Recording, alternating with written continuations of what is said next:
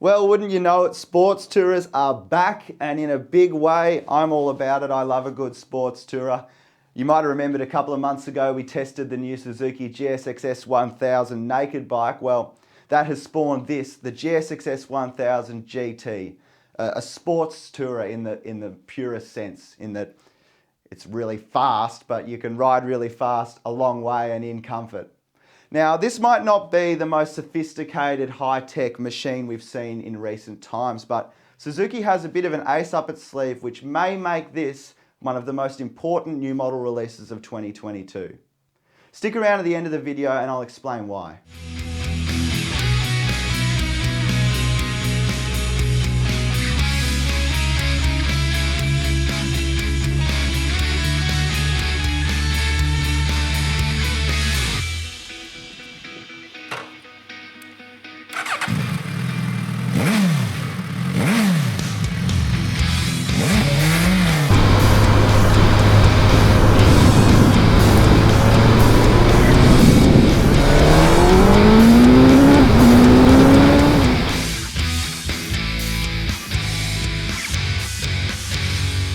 Now, while the GT shares a lot of familiar components with its naked bike stablemate, like the 999cc inline four-cylinder engine, the brakes and suspension package, performance stuff is mostly the same. There are a lot of things unique to the GT. So I figure we'll just start from the front and work our way back, if that's all right with you. Of course, we've got this huge fairing, really quite unique in its styling, aggressive. It's got little winglets here. Little bug eye LED headlights. It's really got its own look. I like it a lot. Of course, we've got a windscreen. Wouldn't be a sports tourer without one. This is non-adjustable, but it's fairly large. I also want to point out these mirrors. They sit really far forward, so you get great vision on either side of you, not just of your shoulders like some bikes. Now, a lot of the stuff new this year is all around here, tech stuff. We now get a proper colour TFT screen instead of the LCD setup of the naked bike, which I think is a really important addition. It's one of the things I thought was missing from the naked bike. That sees a fairly standard round tacho on the left and rider mode adjustment on the right. It also now can be connected to your phone with the My Spin Suzuki app, so you can get turn-by-turn navigation, music control, things like that. I'll show you how that works a bit later. So we now have three rider modes, A, B and C.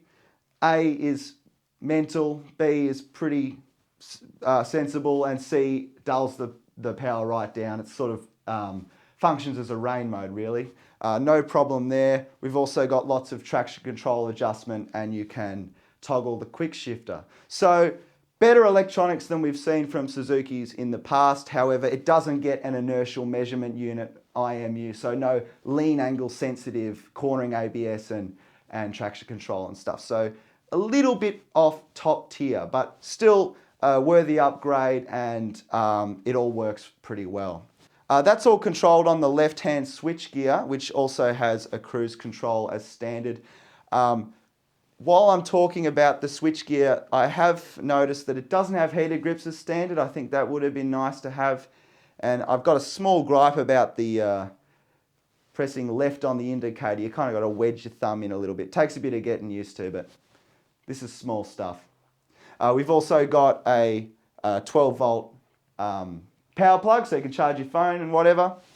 And while we're at the front still, let's talk about the suspension. Fully adjustable stuff, but not electronic. I think that the Brembo brakes and the fully adjustable suspension on this bike work really well. Really no complaints, but it's not top tier. But it works fine. I think with one of the things that makes this bike really good is the parts that it does have all really work in harmony, that they fit each other. A real sports tourer seating position, so upright and comfortable, but there's enough room to really get amongst it when you're getting busy in the twisties. Yeah, I really like that. Nice big comfortable seat too.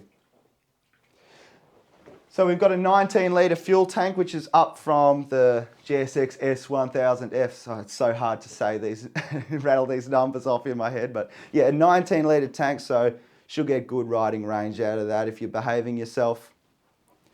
In the engine room, we've got a 999cc inline 4-cylinder. I can't believe, like, this motor has valiantly powered Suzuki sports bikes for what feels like, you know, a decade, but I still love it. It's a peach of a thing. I love the power delivery. It's silky.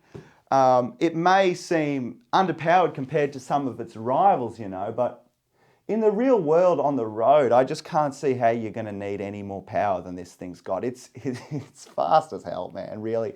I don't know. Maybe that's just me. I think that engine still is good enough somehow. It's great. I like it. It's now mated with an up-down quick shifter as standard, which is great. So sort of moving to the middle of the bike now, we've got a pretty comfortable looking pillion seat. I don't think your pillion's going to complain, with nice grab rails. And as this is the Panorama GT variant, it comes with nice locking hard bags that remove really easily. Great things, colour match too, which is nice. For rubber, what we got, I actually can't remember. You'll have to learn with me. They look like Dunlops. Yep, Dunlop Road Sport 2s, good sports touring tyre. I'd expect quite a lot of wear out of those. I really like the styling of this bike. It's quite unique. It doesn't just look like every other bike on the planet, which, you know, I admire as someone who, you know, is on a lot of different bikes and looking at a lot of different bikes all the time. This sort of exposed bronzy subframe looks quite premium. I like the exhaust. It's a lot more minimal than some of the cans we've seen on previous Suzuki models. And yeah, there's a lot of angles and edges all over the place, which sort of, you know, every time you look at it, you sort of find something new, which I really like. It's cool. Now, importantly, what does it sound like? Let's fire it up.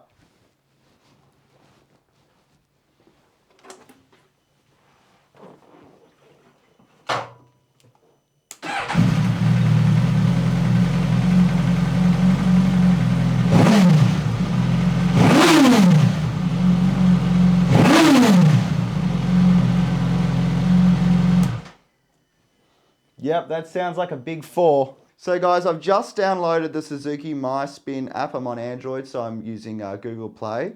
Let's swap to a different camera angle and I'll see how we go connecting it. I haven't done this before, so it'll be interesting to see just how easy it is. Okay, so I've got the MySpin app. Start the bike.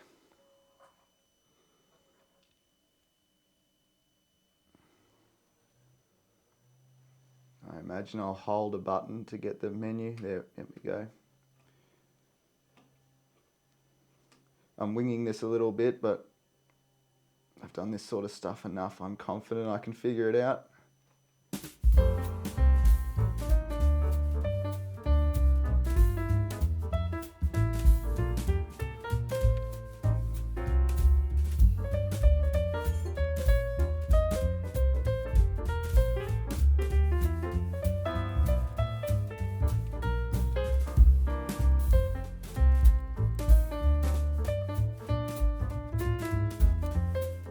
Okay, and we're in.